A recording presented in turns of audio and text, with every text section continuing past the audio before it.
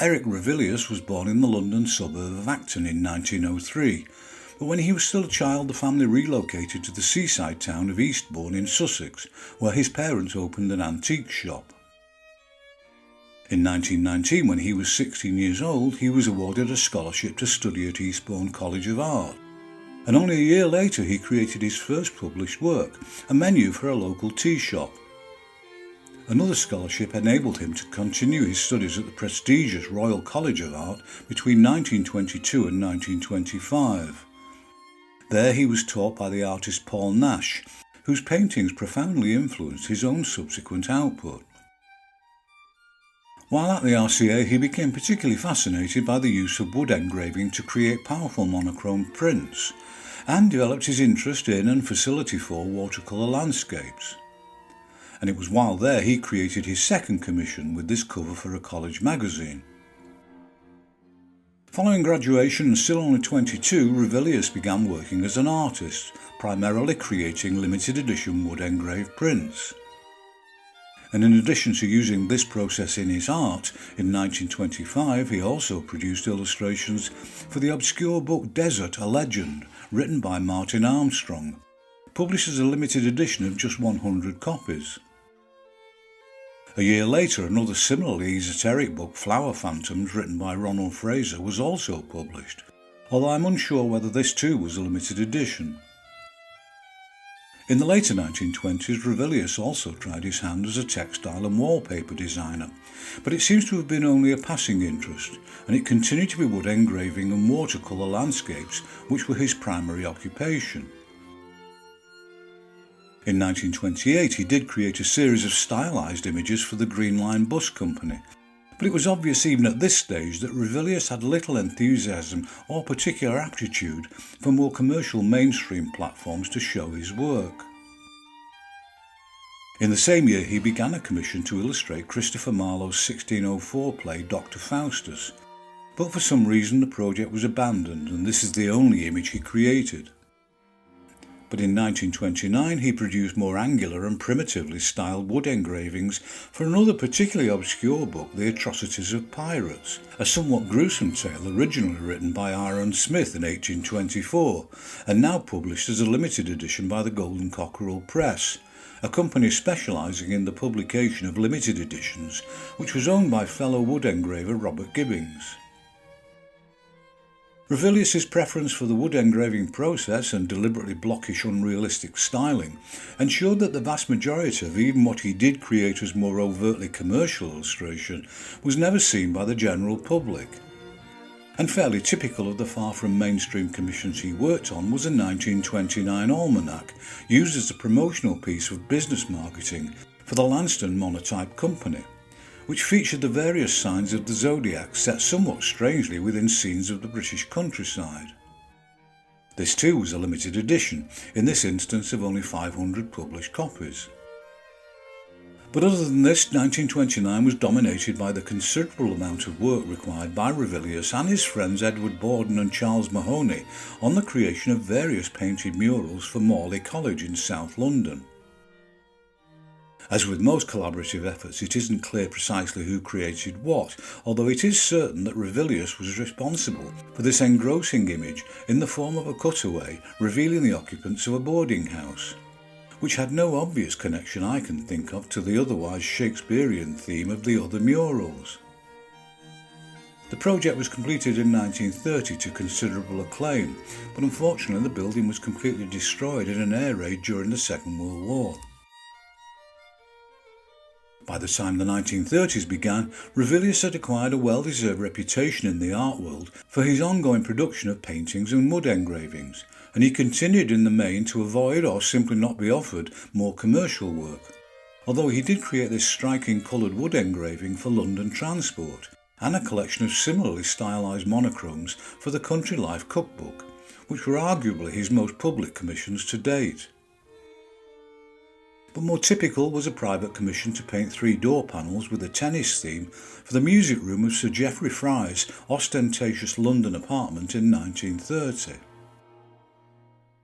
That was also the year in which he married the artist and engraver Eileen Lucy Garwood, known by her nearest and dearest as Tirzah.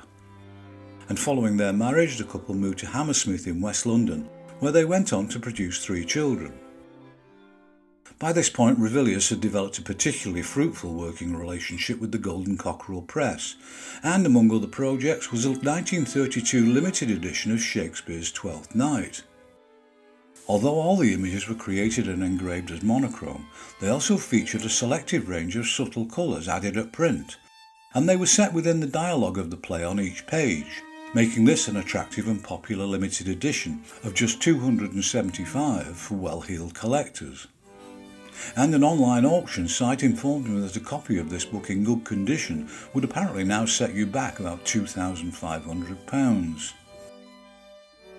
A year later he produced a series of equally compelling and well-executed narrative engravings in an edition of Christopher Marlowe's anti-Semitic play The Rich Jew of Malta, originally written in 1590.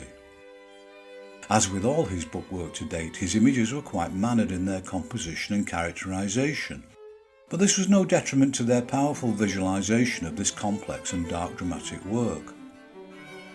This example shows one of the illustrations in both print and its original wood engraved form, which clearly indicates the levels of skill required to achieve such pictorial success with this challenging and laborious method.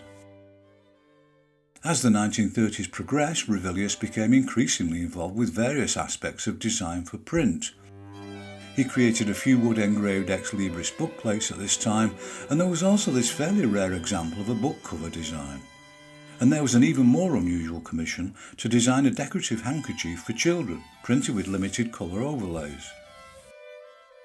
In the early 30s there were other examples of him becoming increasingly involved with three-dimensional outcomes, and what seemed to have been fairly brief excursions into glass and furniture design. But more significantly, he also began creating designs for domestic dinnerware, which would actually become a highly popular and enduring aspect of his future output in the years that followed. In 1933 he illustrated a calendar for the Lanston Monotype Company with 12 sophisticated two-colour wood engravings, which was sent out to their biggest clients. Each one artfully combined stylised figures in constellations with letter forms, but with only what to me looks like passing relevance to the month in question. And as part of his ongoing association with the Golden Cockerel Press, he designed this striking, almost silhouetted cover image for their catalogue in the same year. But despite all this increased activity for published work, Ravilious continued to be equally prolific as an artist, and he was simultaneously creating more tranquil scenes in watercolours, mainly but not exclusively depicting the beauty of England's less populated rural areas. Unlike most other artists, he never worked in oils, a medium he is quoted as disdainfully dismissing as like trying to paint with toothpaste. It was also in 1933 that he and Tirzah collaborated to create a mural for the Midland Hotel in the northwest seaside town of Morecambe. But it was to be a short-lived success, as to everyone's dismay the damp and porous plasterwork it was painted on ruined the work only 2 years later. But before this catastrophic outcome had actually taken place, he was also commissioned to create another for the tea room on Victoria Pier at Colwyn Bay. And this one survived considerably longer despite the pier's subsequent neglect and ultimate collapse in 2017. In 1934 he provided a collection of spot monochromes for Martin Armstrong's book of verse titled 54 Conceits, which were used to decorate the various rhymes throughout the book's pages. And I'm unsure if this was another limited edition, but it was certainly nobody's idea of a bestseller. In that year, Ravilious and his family relocated to the village of Castle Headingham in rural Essex, and although his other commitments were by no means abandoned, it was at this time that he became increasingly involved with ceramic work for the Wedgwood Company, and he created designs for various ranges of domestic crockery and dinner sets, all of which were considered desirable by the British public. By the middle of the decade, he was arguably at the height of his powers and popularity, and he successfully divided his time and energies between his various creative endeavours with apparent ease and accomplishment. In 1936 he had a one-man show at London's Zwemmer Gallery, and it was very well attended, reflecting the reputation he had by now acquired. In 1937 he was commissioned to create a pair of watercolour posters for London Transport. One was of Greenwich Docks and the other was for Greenwich Royal Observatory. But sadly, despite their obvious visual qualities, for some reason they were never actually used for their intended purpose. At this time the evidence suggests Ravilious was more than usually engaged with scenic watercolours, all of which demonstrated his flair for imposing a clear underlying geometrical construction. But this abstract consideration, an approach he had obviously inherited from his former tutor Paul Nash, did not detract from the inherent charm of the scenes. And for some, such as myself, they actually served to give the paintings more visual distinctiveness than more realistic renders. Many, but by no means all of these pictures, suggested that it was the sea and more coastal regions of Britain which were highest on his agenda, and they were undoubtedly among his most atmospheric painted work.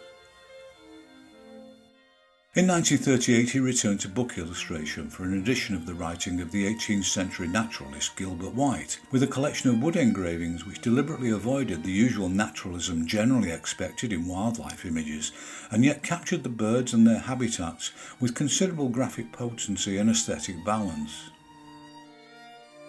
But despite his ongoing fascination for wood engraving, it was around this time he also became increasingly interested in the creative possibilities of traditional stone lithography.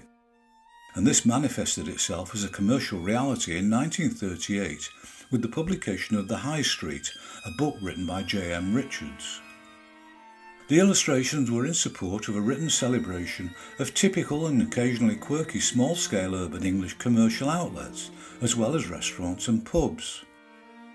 The decision to create and reproduce all these highly decorative angular images using this more demanding and labour-intensive process, rather than reproduce paintings with full-colour printing, was a bold one, and clearly motivated by creative rather than financial concerns.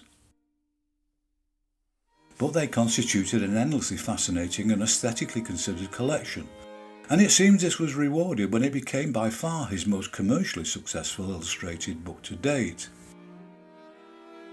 Despite this success in book illustration, Ravilious persisted with his paintings and prints, and if anything they were now by far the bulk of his output. And it was at this time that among many others he created this remarkably evocative watercolour image of a train journey through rural Wiltshire, now considered to be one of his best loved and most enduring works. But there were still some other examples of commercial publication, including suitably patriotic graphics for a brochure for the British Pavilion at 1939's World's Fair in New York, and in the same year he designed the cover, but apparently only the cover, for the Country Life Beautiful Britain calendar.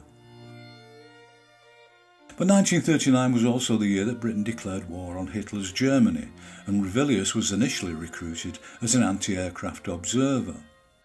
But in recognition of his visual talents, in 1940 he was assigned to the Royal Navy as an official war artist. He created several images of coastal defence work around Chatham Dockyard at this time, but a couple of months later he boarded the destroyer HMS Highlander, from where he recorded the Battle of Norway, with some of his best known and most admired wartime images. On his return from Norway he was dispatched to the naval yards at Portsmouth, from where he created a series of imaginative and typically stylised, although accurately observed, images of submarine interiors and their crews. Some of these were rendered as watercolour paintings, but there were also numerous images which were a return to the use of traditional lithography, which were produced from his observational sketches when he was back at his studio. And although these visual records had been commissioned by the War Artists Committee, they were subsequently rejected by them for unknown reasons, so Ravilious just completed them anyway to sell as prints. In late 1941 he was stationed at various British air bases and military installations, and the subject matter shifted appropriately from the seagoing to more airborne imagery. But a year later he was sent to Iceland to accompany an air sea rescue mission, and his plane crashed somewhere near the coast. The crash site was never found and his body never recovered. He was declared dead in 1942 at the age of 39. Despite his regrettably brief stay, Ravilious engraved more than 400 illustrations and drew over 40 lithographic designs for books and publications during his lifetime. That's in addition to his astonishingly prolific output as an artist of considerable merit, and the many pieces he created as a ceramic designer, which are now highly valued among collectors. His haunting images of submarine crews were published as a limited edition book of lithographs titled Submarine Dream in 1996, and for those of us who admire the work he did produce during his lifetime, Ravilious remains one of the most significant and distinctive British visual creatives of the 20th century. And I hope as always that this compilation of work from all aspects of his career to end this tribute serves to underline those qualities.